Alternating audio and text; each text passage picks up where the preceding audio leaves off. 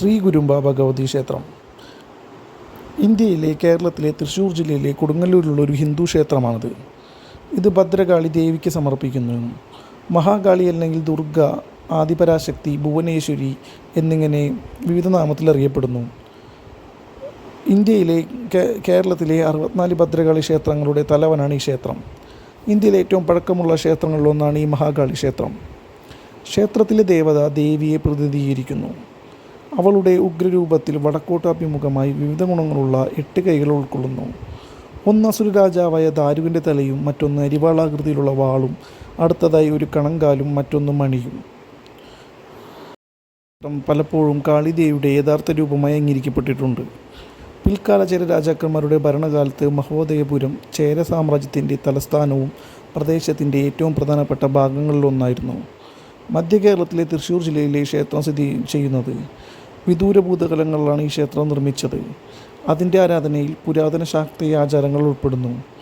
അവ സമകാലിക കേരളത്തിലെ ക്ഷേത്രങ്ങൾ അപൂർവമായി നിരീക്ഷിക്കപ്പെടുന്നു. കൊടുങ്ങല്ലൂർ ക്ഷേത്രത്തിലെ പൂജാരിമാർ പറയുന്നത് ഈ ക്ഷേത്രം പണ്ട് ശിവക്ഷേത്രമായിരുന്നുവെന്നും പരശുരാമനാണ് ഭദ്രകാളിയുടെ മൂർത്തിയെ ശിവൻ്റെ അടുത്ത് പ്രതിഷ്ഠിച്ചതെന്നും ദേവിയുടെ നേരിട്ടുള്ള നിർദ്ദേശപ്രകാരമാണ് പൂജകൾ നടത്തുന്നുവെന്നുമാണ്. ആദിശങ്കരാചാര്യർ സ്ഥാപിച്ചതായി പറയപ്പെടുന്ന 5 ശ്രീചക്രങ്ങൾ ഈ ദേവൻ്റെ ശക്തികളുടെ പ്രധാന ഉറവിടമാണെന്ന് വിശ്വസിക്കപ്പെടുന്നു. ഈ ക്ഷേത്രത്തിലെ ഇളങ്കോടികളുടെ തമിഴ് കഥയായ ചിലപ്പതികാരത്തിലെ നായിക കണ്ണകിയമ്മാൻ മോക്ഷം പ്രാപിച്ചത് ഈ ക്ഷേത്രത്തിലാണെന്നും വിശ്വസിക്കപ്പെടുന്നു. ചേരമാൻ പെരുമാളാണ് ക്ഷേത്രം പണി കഴിപ്പിച്ചതെന്ന് പറയപ്പെടുന്നു. താന്ത്രിക പദങ്ങളിൽ രുചിജിത്ത്, വിധാന, പറ്റേണിൽ ദൈവികത സ്ഥാപിച്ചിരിക്കുന്നു.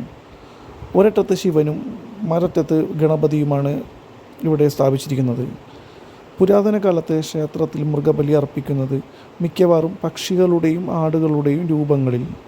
സംരക്ഷണവും അവരുടെ പ്രാർത്ഥനകളുടെ പൂർത്തീകരണവും തേടി ഭക്തർ നിരവധി സാമൂഹിക പരിഷ്കർത്താക്കളുടെ ഇടപെടലിനെ തുടർന്നാണ് ഇവിടെ കൊച്ചി സർക്കാർ മൃഗബലി നിരോധിച്ചിരുന്നത്. ഇപ്പോൾ ചുവന്ന നിറമുള്ള ധോത്തികൾ മാത്രമാണ് ദേവന് സമർപ്പിച്ചിരിക്കുന്നത്. ധാരാളം ഭക്തർ സമൃദ്ധമായ സമ്മാനങ്ങളും സ്വർണ്ണാഭരണങ്ങളും സമർപ്പിക്കുന്നു.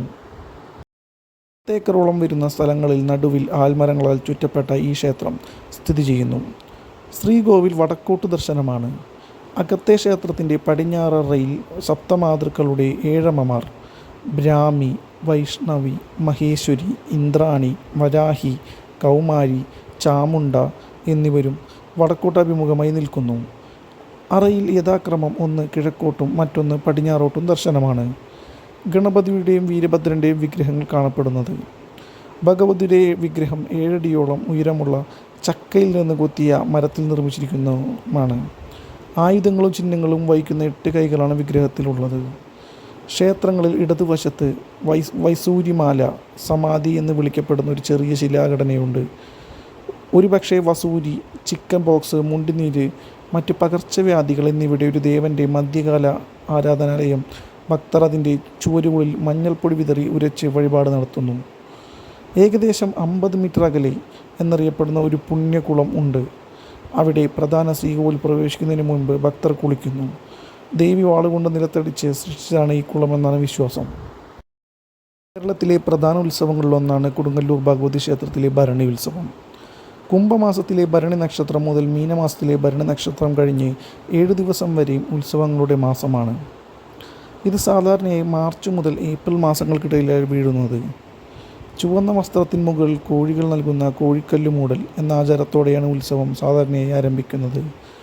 പഴയ കാലങ്ങളിൽ കോഴികളെ ബലിയർപ്പിക്കുന്നതും അവയുടെ രക്തം ചൊരിയുന്നതും ഈ ക്ഷേത്രത്തിൻ്റെ ഒരു പ്രധാന സവിശേഷതയാണ്. കൊടുങ്ങല്ലൂർ ഭഗവതി വീടിലെ അംഗങ്ങൾക്ക് ഈ ചടങ്ങിൽ പങ്കെടുക്കാൻ അനുവാദമുണ്ട്. കാളിദേവിയെയും പരിചാരകയും പ്രതിപ്പെടുത്തുന്നതാണിത്. ഉത്സവത്തിൻ്റെ മറ്റൊരു പ്രധാന ഭാഗമാണ് കാവ് തീണ്ടൽ. കൊടുങ്ങല്ലൂർ രാജകുടുംബത്തിലെ രക്ഷാധികാരിയായ ഭദ്രകാളി കൊടുങ്ങല്ലൂർ രാജാവ് ആഘോഷങ്ങളിൽ സജീവമായി പങ്കുവഹിക്കുന്നു. ഓരോ ആൽമരത്തിന് ചുറ്റും നിർമ്മിക്കുന്ന ഒരു പ്ലാറ്റ്ഫോമിൽ രാജാവും തൻ്റെ നായർ പ്രഭുക്കന്മാർ നിൽക്കുമ്പോൾ ദേവി ശ്രീകോവിലിൻ്റെ വാതിൽ തുറന്നയുടനെ രാജാവ് ഒരു പട്ടുപാളി വിരിച്ചു. ഈ ആംഗ്യം എല്ലാ ജാതിക്കാർക്കും ആരാധനയ്ക്കായി ക്ഷേത്ര പരിസരത്ത് പ്രവേശിക്കാനുള്ള അനുമതിയെ പ്രതിനിധീകരിക്കുന്നു. ശ്രീകോവിൽ പ്രവേശിക്കുന്നതിന് മുമ്പ് ഭക്തർ കയ്യിൽ വടിയുമായി ക്ഷേത്രത്തിന് 3 പ്രാവശ്യം ഓടുന്നു. ദാരുകാസുരനെ വധിച്ചതിനെ അനുസ്മരിപ്പിക്കുന്ന ഈ ചടങ്ങ് പണ്ട് ആചാരത്തിന് ഉപയോഗിച്ചിരുന്ന വാളുകൾക്കും മറ്റായുധങ്ങൾക്കും പകരമായി വടികളുണ്ടെന്നും പറയപ്പെടുന്നു. ഈ ചടങ്ങിനിടയിൽ വെള്ളിച്ചപ്പാടുകൾ ദേവിയുടെ വേഷം ധരിച്ച് അവർ വശീകരിക്കപ്പെടുന്നുവെന്ന് പറയിപ്പിക്കുന്നു. ഭ്രാന്തമായ മയക്കത്തിൽ ക്ഷേത്രത്തിന് ചുറ്റും ഓടുന്നു. അവരുടെ പരിവാരങ്ങളിലെ അംഗങ്ങൾ വായുവിൽ അരിവാളാകൃതിയിലുള്ള വാളുകൾ വീശുന്നു. ക്ഷേത്രത്തിൻ്റെ അകത്തെ ചതുർഭുജത്തെ ആരാധിക്കുക അവർ ദേവിയെ പ്രസാദിപ്പിക്കുമെന്നു പറയപ്പെടുന്നു. അശ്ലീലവും മോശവും അധിക്ഷേപകരവുമായ നിലവിളികൾ ഉച്ചരിക്കുന്നു. ഇതിനെ തുടർന്ന് അടുത്ത ദിവസം ശുദ്ധീകരണ ചടങ്ങ് നടത്തും.